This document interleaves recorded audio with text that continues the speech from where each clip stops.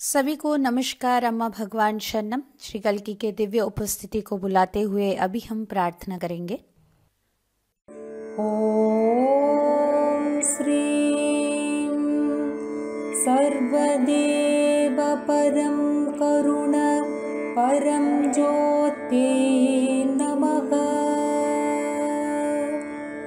ओम श्रीं सर्वदेव परम करुण परम ज्योति नमः। ओम श्रीं सर्वदेव परम करुण परम ज्योति नमः।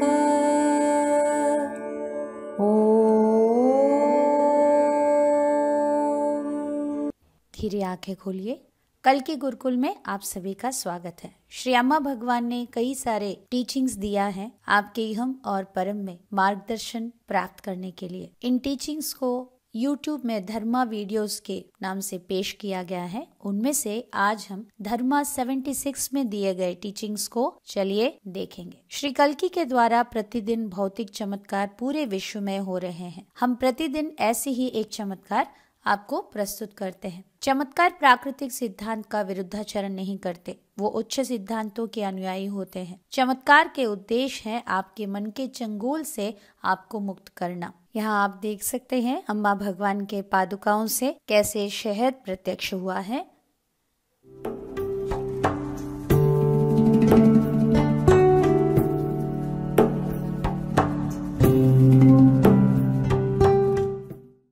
श्री भगवान जी के दिव्य वाणी को ध्यान से सुनिए।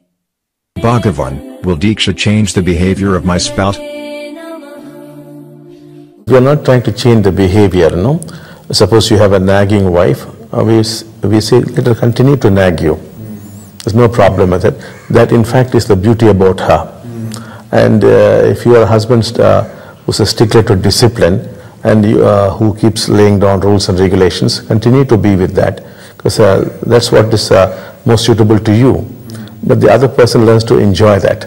So we do not aim to effect any changes in the behavioral patterns, but only changes with regard to the way you experience it.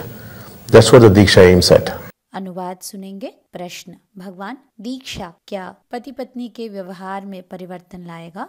Shri भगवान जी ने कहा, हम आपके व्यवहार में परिवर्तन लाने की कोशिश नहीं कर रहे हैं। मान लीजिए आपके पत्नी बहुत बोलती रहती है, उनको ऐसे ही बोलने दे, उससे कोई समस्या नहीं है, क्योंकि वही उनका सुंदरता है। अगर पति अनुशासन पालन करना चाहते हैं, हर चीज में वो रूल्स रेगुलेशंस रखते रहते हैं, वो ऐसे ही रह सकते हैं, क्योंकि वैसे ही उनको सूट करेगा। किंतु दीक्षा के माध्यम से व्यक्ति सामने वाले जैसे भी हो उनको वैसे ही एंजॉय करेंगे, उनको परिवर्तन करने की कोशिश नहीं करेंगे। हम यहाँ पर लोगों के व्यवहार को परिवर्तन करने के लिए हम यहाँ दीक्षा नहीं दे रहे, किंतु दीक्षा के जरिए आप एक दूसरे को अनुभव करना शुरू करते हैं। दीक्षा इसी एक उद्देश्य के साथ दिया जाता है जिससे आप जीवन को एंजॉय करेंगे। अभी हम टाइमलेस इनसाइट्स देखेंगे।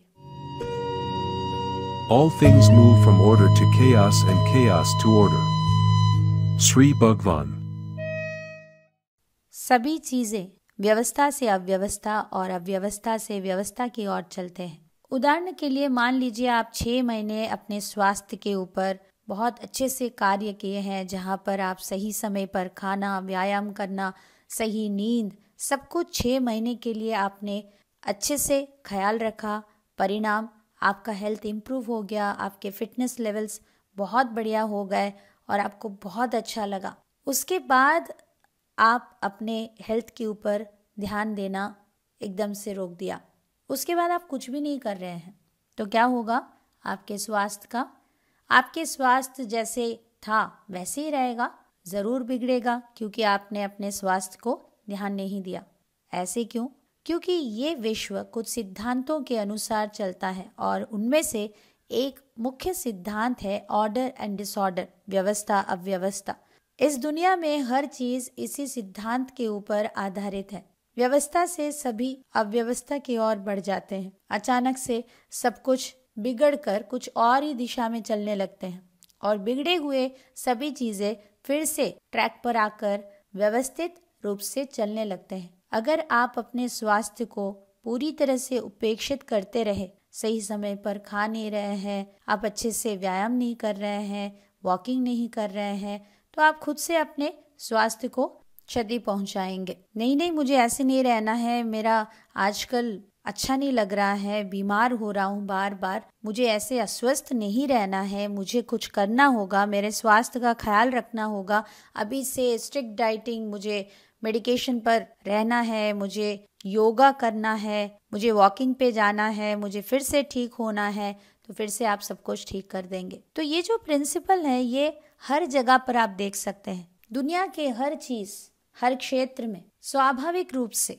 व्यवस्था से अव्यवस्था के ओर और अव्यवस्था से व्यवस्था के ओर, इसीलिए उतार चढ़ाव हर क्षेत्र में दिखता है। हमारे जीवन में इस सिद्धांत से हमें सचेत होना है और हमेशा हर क्षेत्र में खुद के लिए एक लक्ष्य रखना है, ताकि हमको पता है कि उस लक्ष्य को पहुंचने के लिए कभी सभी चीजें ढंग से नहीं चल रहे होंगे और फिर से उस लक्ष्य को पाने के लिए सब चीजों को ठीक करना पड़ता है। इस तरह हम हर क्षेत्र में हमारे खुद के लिए हर उम्र में एक नए लक्ष्य को रखना होगा, उसे हासिल करना होगा, उससे भी नया और भी ऊंचा और एक लक्ष्य हमारे सफलता के लिए रखना होगा। इस तरह हम हमारे जीवन में आगे बढ़ना है। अभी हम श्री भगवान जी के और एक टीचिंग को देखेंगे। रिश्तों में दोस्ती तभी संभव है जब कारण रहित प्रेम उत्पन्न होता है। आज हमारे जीवन में बहुत सारे दोस्त हैं, बहुत सारा दोस्ती भी है। फ्रेंड्स, फ्रेंडशिप, ये सारे वर्ड्स तो हम ऐसे ही यूज करते रहते हैं, किंतु ये दोनों भिन्न भिन्न चीजें हैं। आज आपके कई सारे दोस्त हो सकते हैं जिनसे आप मदद लेते हैं, जो आपको सपोर्ट करते हैं, कभी इमोशनली, कभी फिनेंशियली, कभी फिजिकली आके आपको मदद करते हैं। ये सभी सपोर्ट आप भी कर रहे हैं, वो भी कर रहे हैं, किंतु कहीं ना कहीं आप अगर गहराई से देखेंगे तो आपके अच्छे अच्छे दोस्तों के साथ भी ईगो क्लैशेस होते रहते हैं। वहां पर भी डोमिनेशन, उनके डोमिनेशन को रिजेक्ट करना, अपनी सच्चाई को अपने दोस्तों के सामने छुपाना, उनके सामने कई सारे इमेजेस को प्रोजेक्ट करके एक मास्क पहन के घूमना। कई बार आप अपने फ्रेंड्स के साथ या कोई ग्रुप में आप जब होते हैं जिनसे आप कंफर्टेबल फील करते हैं, जिनको आप पसंद करते हैं, हम मान लेते हैं कि वो हमारे दोस्त हैं क्योंकि उनसे हमारा काम है या उनसे दोस्ती करना हमारा एक जरूरत है।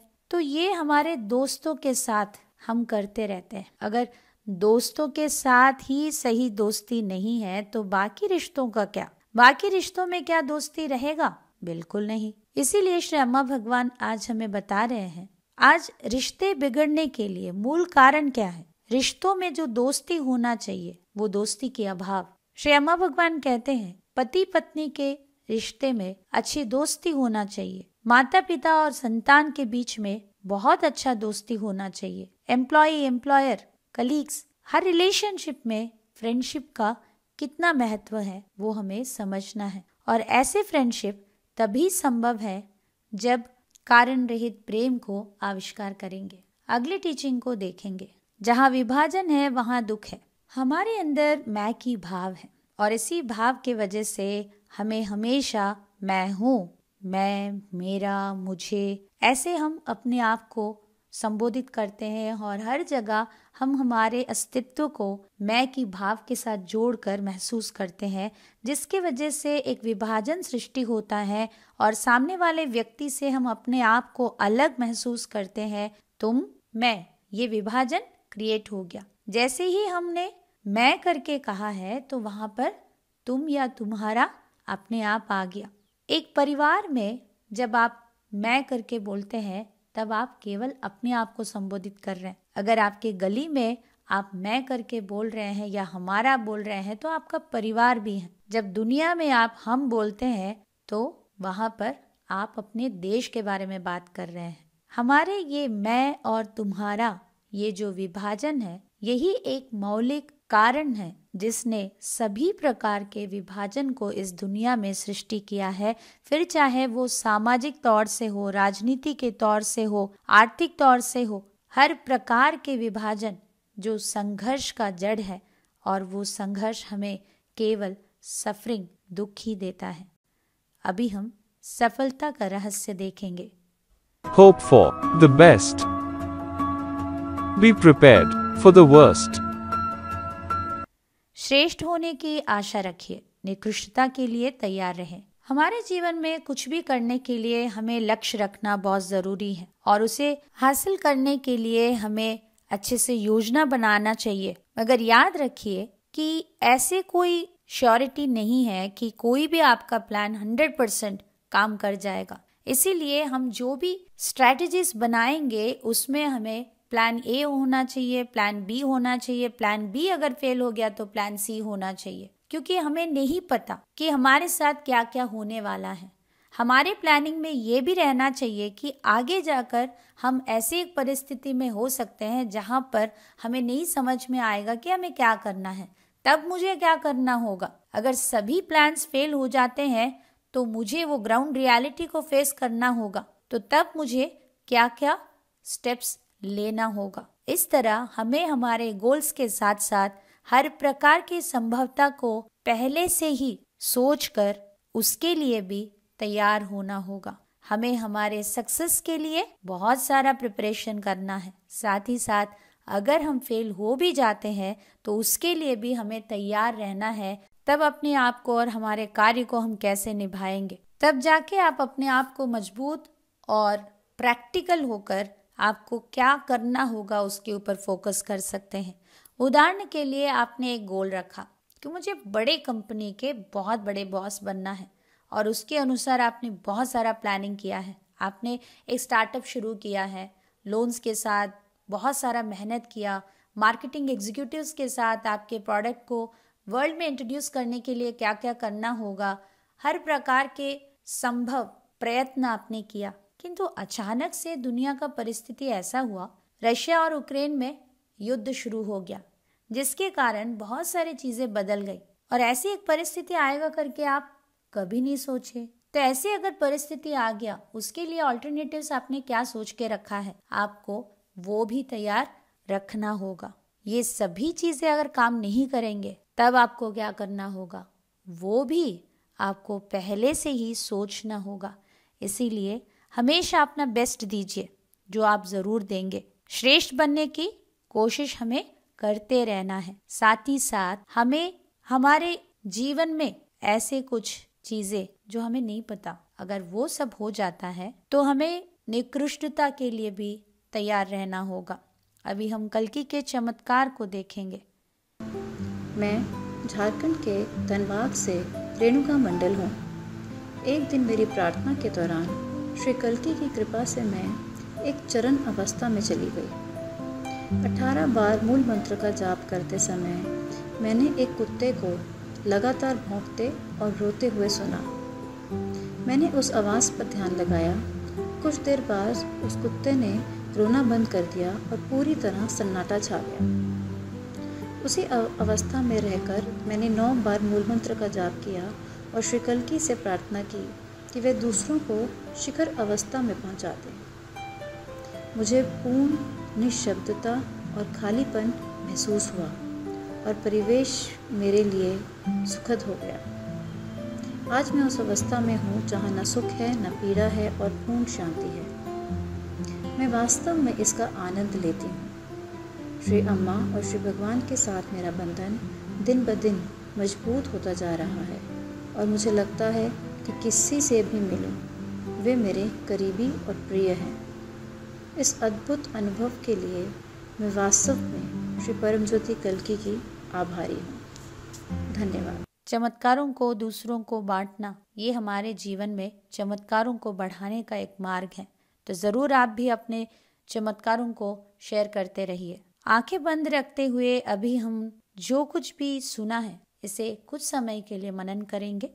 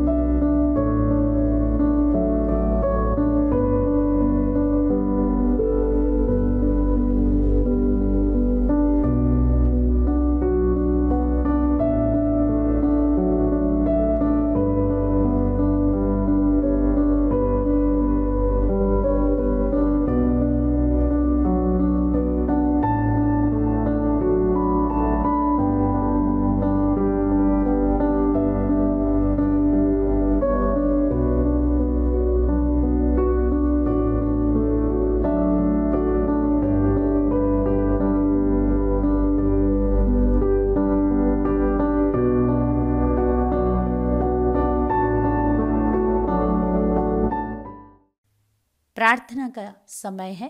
दोनों हाथों को प्रणाम की मुद्रा में जोड़िए। श्री कल्की से अनुरोध कीजिए कि कल्की के दिव्य चैतन्य से जुड़कर आपके जीवन में भी कई सारे चमत्कार होना है और आपके जीवन में ये सारे टीचिंग्स आपके अपना पर्सनल एक्सपीरियंस बनना है। ऐसे अभी हम प्रार्थना करेंगे। ओम श्रीं सर्वदेव परं करुण परं ज्योते नमः। ओम श्रीं सर्वदेव परं करुण परं ज्योते नमः। ओम श्रीं सर्वदेव परं करुण परं ज्योते नमः।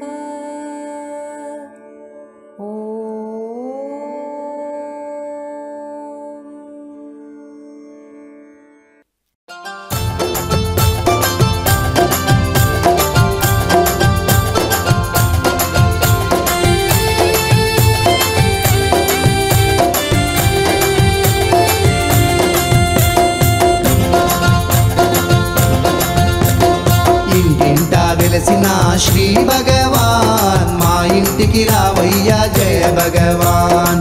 ఇంటింటా వెలసిన శ్రీ భగవాన్ మా ఇంటికి రావయ్యా జయ భగవాన్। శ్రీ భగవాన్ జయ భగవాన్, శ్రీ భగవాన్ జయ భగవాన్। అమ్మ భగవాన్ మన అమ్మ భగవాన్, అమ్మ భగవాన్ మన అమ్మ భగవాన్।